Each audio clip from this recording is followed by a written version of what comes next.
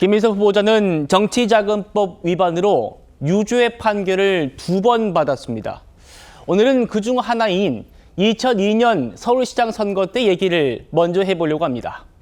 당시 김 후보자는 SK그룹으로부터 불법 정치자금 2억 원을 받은 혐의로 기소돼서 징역 8개월에 집행유예 2년, 추징금 2억을 확정받았는데요.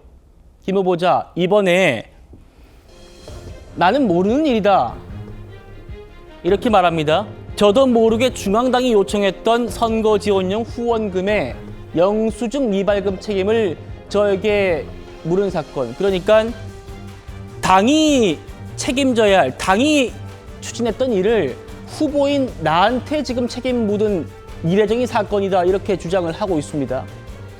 그런데 당시 판결문을 보면요, 김 후보자의 주장과는 정반대로 판시를 하고 있습니다.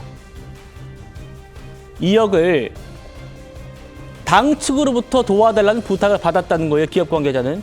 그러니까 김민석 후보자가 뭐라고 하냐면, 영수증은 어떻게 해드리면 됩니까? 영수증은 어떻게 해드릴까요? 라고 물었다는 겁니다. 이게 지금 판결문 나오는 내용입니다. 그러니까 이제 SK에서 그룹에서 올해는 법정 기부 한도가 다 차서 영수증 처리가 곤란하다, 이런 식으로 답을 했답니다. 최수영 평론가님. 네. 일단 SK의 돈을 요구한 건 김 후보자 말대로 김 후보자 본인이 아니라 새천년 민주당이었어요. 그건 맞아요. 네. 그런데 당시에 김민석 후보자가 먼저 영수증은 어떻게 처리해 드릴까요? 라고 물었다는 겁니다. 네. 이거 어떻게 봐야 됩니까? 그건 알고 있었다는 얘기잖아요. 알고 있었다는 그럼 돈이 이제 온다는 것도 알고 있었고, 돈이 오니까 이제 이거를 적법한 태도로 인해서 어떻게 처리해야 될까 고민했겠죠. 그러다 보니까 기업으로부터 영수증 청이, 지금은 그렇게 안 돼요. 지금은 개인만이 지금은 정치 후원금을 낼 수가 있는데, 제가 알기로 저게 당시 이제 2004년도였기 때문에 이른바 그 오세훈법이 아마 통과되기 전이라서 아마 저렇게 기업도 함께 갈 수 있는 그런 일이 있었던 것으로 추론은 돼요. 그런데 어쨌든 중요한 거는 여기에 대해서 충분히 본인이 이 돈의 용처를 알고 있었고, 어디서 온다는 것도 알고 있었고, 이것이 잘못 회기 처리가 될 경우에 불법의 소지가 있다는 거 아니까 그럼 영수증 처리 어떻게 되느냐 했는데, 예. 그건 기업이 더 받을 수가 없으니까 몰이 못 받겠다 해서 결국 이제 그것이 이제 적발이 돼서 유죄 판결을 받아서 2억 원 추징까지 당하는 사건이란 말이죠.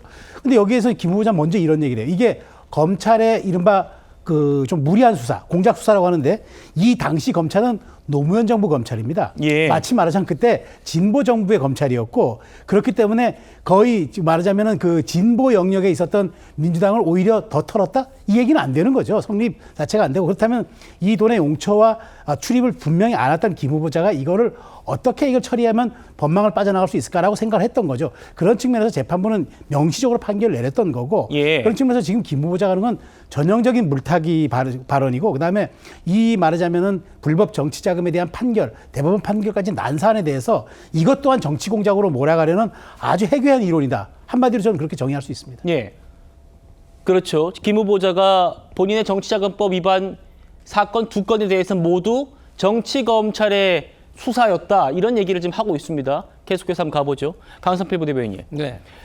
판결문에서 재판부가 이렇게 말합니다.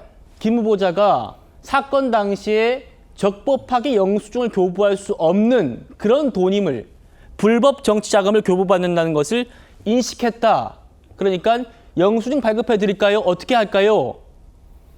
기업에서는 우리 후원금 다 차가지고 영수증 발급 안 됩니다, 이런 상황들을 불법 자금이라는 거를 인지하고 있었던 정황으로 지금 봤습니다.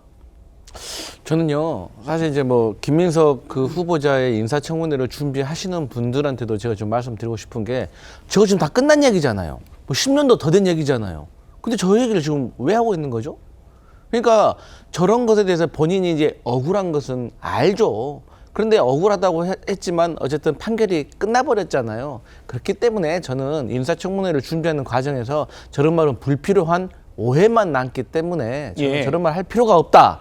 그러니까 지금 진행되고 있는 것이 저는 중요하다고 봐요. 그리고 그 진행되는 것도 야당에서는 당연히 의혹을 제기할 수 있고 물을 수 있죠. 그 야당의 역할이니까. 하지만 지금은 본인들이 궁금한 거에 대해서 자료 요구를 하는 시간인 거예요. 그래서 이번에 오늘 이제 언제 인사청문회 할 건지 결정됐잖아요. 그러면 그 의혹들 가지고 있다가 자료 요구하고 자료 요구를 만약에 불성실하게 제출 안 한다. 그것을 지적할 시간이 지금의 타임인 거예요. 궁금한 거는 인사청문회에서 물어보세요. 아니 인사청문회를 지금 막 물어볼 거면 인사청문회 왜 하는 겁니까? 그냥 인사청문회 하지 말고 계속 언론으로 주고받고 하면 되는 거죠.